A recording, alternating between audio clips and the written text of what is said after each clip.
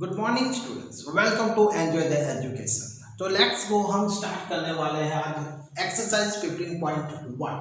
15.1 exercise start करने से पहले हमें ये जो 3 रूल्स है प्रोबेबिलिटी के, वो हमारे माइंड में क्लियर होने बहुत जरूरी है। तो यहाँ पर हमें फर्स्ट रूल्स दिया गया है, 0 less than is equal to probability event less than is equal to 1।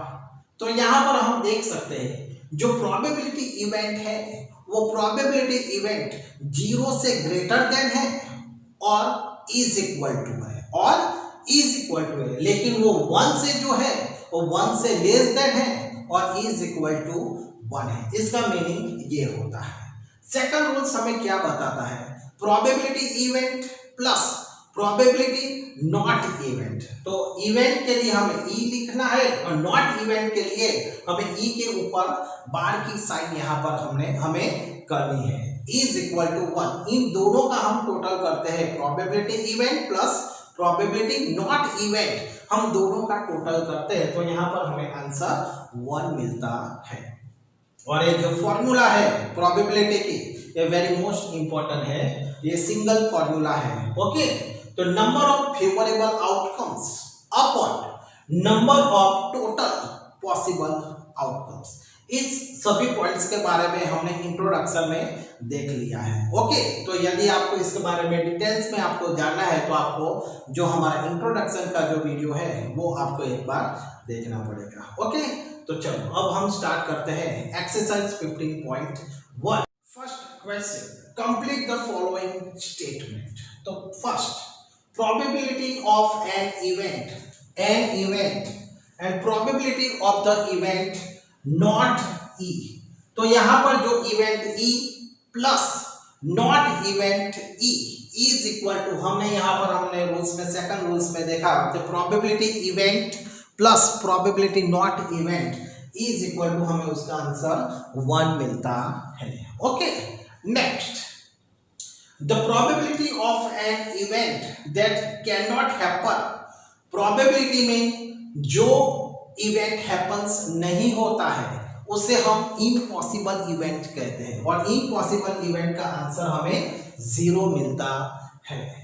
such an event is called impossible event।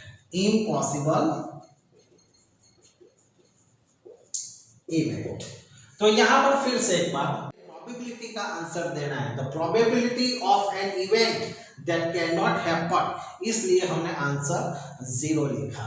और such an event is called, उस इवेंट को हम इम्पॉसिबल इवेंट कहते हैं।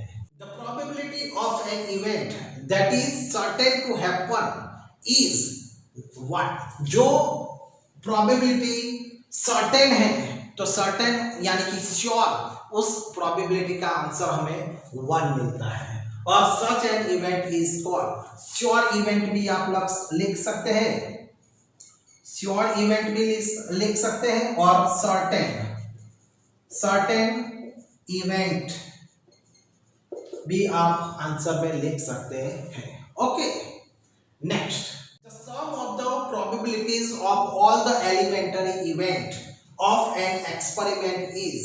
तो यहां पर हम किसी भी प्रोबेबिलिटीज का हम एलिमेंटरी जो इवेंट्स होते हैं वो elementary events plus complementary events दोनों का हम सम करते हैं तो उसका आंसर हमें यहाँ पर 1 मिलता है। Okay, the sum of the probabilities of all the elementary event of an experiment is 1 यहाँ पर मिलता है, यानी कि ये हमें सेकंड जो फॉर्मूला है उसी के बारे में यहाँ पर हमें बताता है।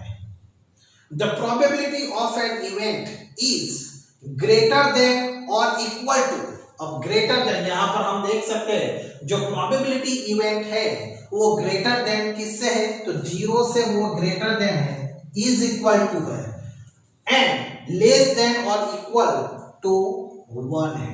ओके, जो probability event है वो 0 से greater than है और equal है और less than 1 है और is equal to है। ओके, तो इस तरीके से आपको इस क्वेश्चन में जो ऑब्जेक्टिव्स के माध्यम से ये आपको पूछा जा सकता है। ओके।